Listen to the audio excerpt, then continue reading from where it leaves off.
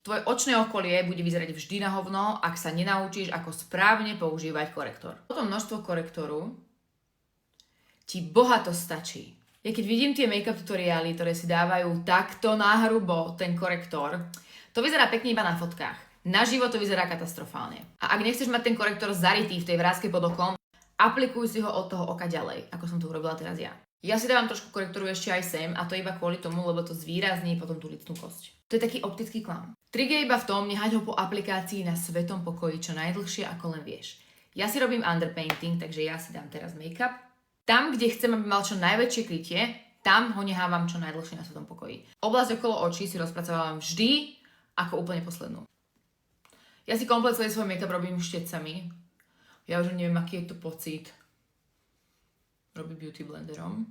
Teraz ešte čelo. Ešte si najprv robím obočie. Ja si dám ešte predtým trošku setting sprayu. Ani pri rozpracovávaní nejdem úplne pod oko. Je to zjednotené, nie je to na nos a je to prirodzené. Ešte setting spray. Necháme ho poriadne usunúť do poslednej kvapky. Teraz zoberiem svoj obľúbený púder. Môj najspoľahlivejší púder je NYX HD Finishing Powder. Zoberieš si púder na labutienku. A teraz neťaháme. Ťapkáme. Samozrejme, človek prirodzene má vrásky, takže tam tie jemné vrásky bude vidno zblízka. Nebudeš mať tak strašne ten korektor usadený v tých vráskach. Úplne na konci, keď mám komplet celý make-up už hotový, ja zoberiem setting spray a